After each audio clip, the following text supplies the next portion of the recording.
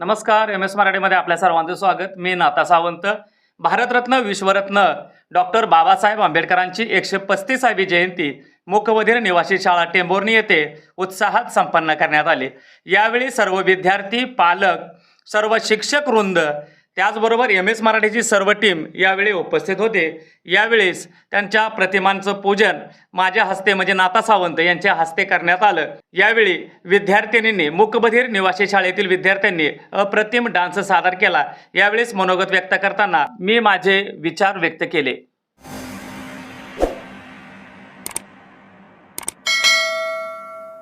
या देशाची घटना लिहिली आणि या घटनेच्या माध्यमातून आज सर्व ज्या महिला आहेत खरं तर सुरक्षित कशामुळे आहे तर बाबासाहेबांच्या घटनेमुळे. बघा, एखादं भांडण जण झालं किंवा काय तर झालं, तुला हिस्सा दाखवते पोलीस स्टेशनला जाते म्हणते पाहिजे. का म्हणते हो? बाबासाहेबांचा कायदा आहे आणि महिलांच्या प्रती सुद्धा कायदे बाबासाहेबांनी केले. त्यामुळं तर आज ज्या महिला आहेत ते सक्षम आहेत, ज्या राजकीय खुर्चीवरती बसलेल्या आहेत किंवा विविध स्तरावरती झालेले आहेत, त्या आरक्षणाच्या जीवावरती आणि बाबासाहेबांच्या घटनेमुळे झालेले आहेत. त्यावेळेस बाबासाहेबांनी घटना लिहित असताना केवळ एका जातीसाठी घटना लिहिली नाही, एका घटनेसाठी केलं, 18 पगड बहुजनासाठी, सर्व समाज बांधवांसाठी ही घटना लिहिली आणि या घटनेवरती आज संपूर्ण देश हा चालत असतो. मग शाळा असेल, कुठला असेल, कोणत्याही असू द्या, काय असू द्या, कुठलं कायदा कलम असू द्या, वकील असू द्या, कोर्ट असू द्या, हे सर्व घटनेवरती चालतंय. असे हे बाबासाहेब आहेत. फक्त आपण बाबासाहेब ठराविक जातीमध्ये विखुरले गेले आणि सांगितलं की प्रत्येक महापुरुष सुद्धा बघा, महात्मा फुले म्हणलं की माळी समाजाचा, मग डॉक्टर बाबासाहेब म्हणलं की अनेक जातीचा, मग प्रत्येक महापुरुष जातीमध्ये वाटून घेतले. पण महापुरुषांनी, शिवाजी महाराजांनी सुद्धा 18 पगड जातींना एकत्र केलं आणि स्वराज्याची संस्थाची निर्मिती केली होती. तेव्हा शिवाजी महाराजांनी कुठे जातीभेद केला होता का?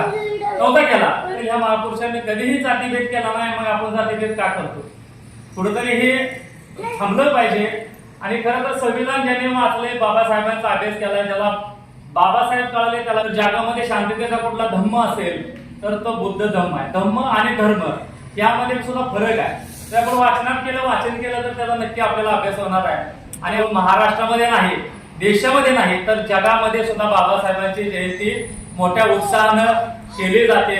आपणही या मूकबधीर शाळेमध्ये काहीतरी त्यांची प्रेरणा घेण्यासारखी 100% आहे. कारण या देशाला संविधान देणं म्हणजे नॉट ए जोक आहे, हे जोक नाही. असं हे संविधान आपल्याला दिलं. संविधानच नव्हे तर प्रत्येक त्यांचं जर वाचन केलं तर आपल्याला त्या वाचनामध्ये लक्षात येईल की बाबासाहेबांनी आपल्यासाठी काय काय केलं. किंवा जे आपण पहिलं 12 तास कामायचं ते 8 तास कुणी आणलं? बाबासाहेबांनीच 8 तासाचं हे केलं. ज्या महिला प्रेग्नेंट राहायच्या, त्या प्रेग्नेंट काळामध्ये ज्यावेळेस प्रेग्नेंट होईल, डिलिव्हरी होईल, त्यावेळेस सुद्धा महिलांना जे पगार आहे ते कोणी आणला? बाबासाहेबांनीच आणला. मग एवढं सगळं महान बाबासाहेबांनी केलं असताना त्यांची जयंती करणं, त्यांचे विचार ऐकणे हेच काळाची खरं तर गरज आहे. आणि या मूकबधीर शाळेतल्या विद्यार्थ्यांना सुद्धा डॉक्टर बाबासाहेब आंबेडकर समजले पाहिजे.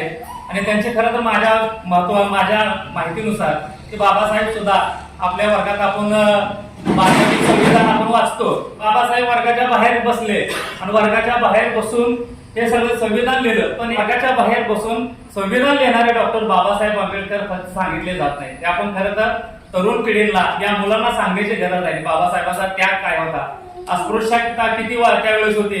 बाबासाहेबांनी स्वतःची मुलं असतील, त्या स्वतःच्या मुलांचा सुद्धा, प्रपंचाचा सुद्धा बाबासाहेबांनी विचार केला नाही. कारण बाबासाहेबांनी जर नसता विचार केला तर आज आपण सर्व बहुजन समाज असं एकत्र सुद्धा बसलो नसतो. इतकं रमामातेने त्यांना खंबीरपणे साथ दिले. बाबासाहेब कोलंबिया विद्यापीठामध्ये शिकत असताना सुद्धा, घरची परिस्थिती हालाखीची असताना सुद्धा बाबासाहेबांनी केवळ आणि केवळ बहुजनासाठी हे सर्व आपलं आयुष्य या ठिकाणी वेचलं. आणि त्या महापुरुषांची आज 135वी जयंती आपण या मूकबधीर शाळेमध्ये संपन्न करतोय. आणि खरं तर विचाराची क्रांती झाली पाहिजे. मला युद्ध नको, बुद्ध पाहिजे. बघा, थोडंसं छोटंसं युद्ध झालं, इराक तिकडे इस्रायल झालं, त्याचा फटका सुद्धा भारतामध्ये बसला. आता काय होतं तर गॅस मिळत गेला. युद्ध नको, मला बुद्ध पाहिजे. का पाहिजे? युद्ध केल्यानंतर काय होतंय हे पण आपण झालंय. भाव एकीकडे गगनाला भेटलेले आहेत, गॅस सिलेंडर मिळत नाही, त्याचा परिणाम होतो. त्या कार्यक्रमाला आपण इथं बोलवतात.